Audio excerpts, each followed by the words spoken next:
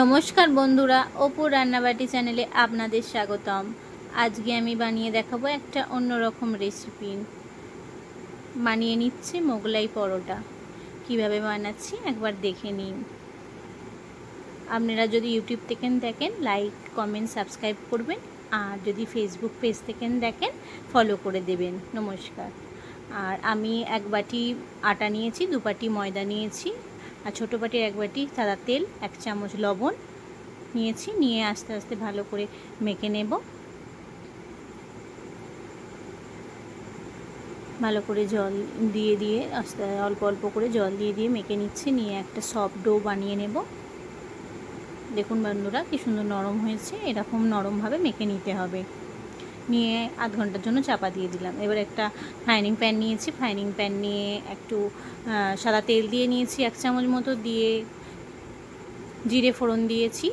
দিয়ে এবার পেঁয়াজ কুচি দিয়ে দেব, দিয়ে আর টমেটো কুচি দিয়ে দিলাম, একটা কাঁচা লঙ্কা কুচি দিয়ে দিলাম। অল্প তেলেই করছি, কারণ কি ওখানে মোগলাইটা ডোবা তেলেই করতে হবে। দিয়ে আদা রসুনের একটুখানি পেস্ট দিয়ে দিলাম। দিয়ে ধনে গুঁড়ো, জিরে গুঁড়ো, লঙ্কার গুঁড়ো আর হলুদ গুঁড়ো দিয়ে একটা মশলা বানিয়ে দেবো। দিয়ে অল্প একটু জল দিয়ে দিলাম যাতে মশলাটা পুড়ে না যায়। দিয়ে আলু সিদ্ধ আগে থাকতেই করে রেখেছিলাম, 2টো আলু দিয়ে একটু কুচি করে রেখেছিলাম, সেই আলু কোঁচানোগুলো দিয়ে দেবো। দিয়ে ভালো করে কষিয়ে নিলাম। নিয়ে একটু ধনে পাতা ছড়িয়ে দিয়ে রেডি করে নেব। দিয়ে আলুর তরকারিটা রেডি করে রাখলাম। এবার একটা বাটিতে 2টো ডিম নিয়েছি। দিয়ে কাঁচা লঙ্কা কুচি, শসা কুচি, পেঁয়াজ কুচি, টমেটো কুচি, গাজর কুচি, ধনে পাতা কুচি আর লবণ দিয়ে দেব। দিয়ে ভালো করে মিক্স করে নেব বন্ধুরা। আর একটু মানে ডিম দিয়ে দিয়েছিলাম, একটু পরিমাণটা কম লাগছিলো, একটা ডিম দিয়ে দিয়েছি। দিয়ে এবার যে আটাটা মেখে রেখেছিলাম তার লেচি বানিয়ে দেবো। একটু বড় বড়ই লেচি বানাবো, একটু বড় করে পাতলা পাতলা বেলতে হবে যেহেতু। আমি 3টে বানিয়ে নিচ্ছি, আপনাদের পরিমাণ মতো বানিয়ে নেবেন। প্রথমে কিচেন টেবিলের উপরেই আমি বড় করে বেলে নিচ্ছি, কারণ বেলন চাকিতে একটু ছোট হয়ে যাবে। একটু বড় করে লম্বা করে বেলতে হবে যেহেতু। দেখুন আমি পাতলা করে একদম বেলে নিয়েছি, কারণ এটা 4 ভাঁজ করতে হবে। প্রথমে আলুর তরকারিটা দিয়ে দিলাম। দিয়ে এবার ডিমের যে গোলাটা বানিয়ে রেখেছি সেই গোলাটা দিয়ে দিলাম। সেই গোলাটা দিয়ে 3 চামচ মতো দিয়ে দিলাম। দিয়ে চাড়িয়ে দেব। দিয়ে এবার বেড ক্রামস দিয়ে দিচ্ছি। বাড়িতেই বানিয়ে রেখেছিলাম বেড ক্রামস, সেই বেড ক্রামস দিয়ে দেবো যাতে একটু মুচমুচে হয়। দিয়ে দেখুন প্রথমে 1 ফোল্ড করে দিয়ে 4 ফোল্ড করে নিলাম। দিয়ে এবার ফ্রাইং প্যানেতে আগেতেই সাদা তেল রেখেছিলাম, ডুবো তেলেই ভাজতে হবে বন্ধুরা। দিয়ে আস্তে আস্তে ফ্লেমটা কমিয়ে রেখেছি, আস্তে আস্তে এপিট ওপিট করে উল্টে উল্টে ভেজে নেব।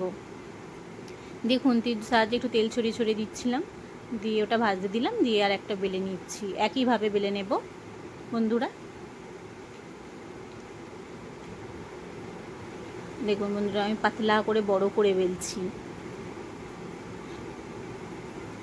এবার একইভাবে আলুর তরকারি দিয়ে দেব।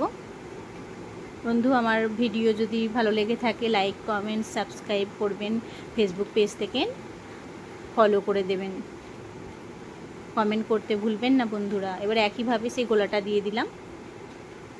বেড ক্রামসও দিয়েছিলাম বন্ধুরা, আগেরটাই দেওয়া হয়েছিল, এটাতে ভুলে গেছিলাম বা পরে দিয়ে দিয়েছিলাম আবার।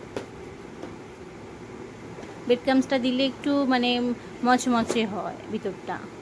দিয়ে অল্প মানে ফ্লেমটা আস্তেই থাকবে, আস্তে আস্তে করে ভাজতে হবে। দেখুন 1 পিঠটা হয়ে গেছে, আর 1 পিঠটা উল্টে দিলাম।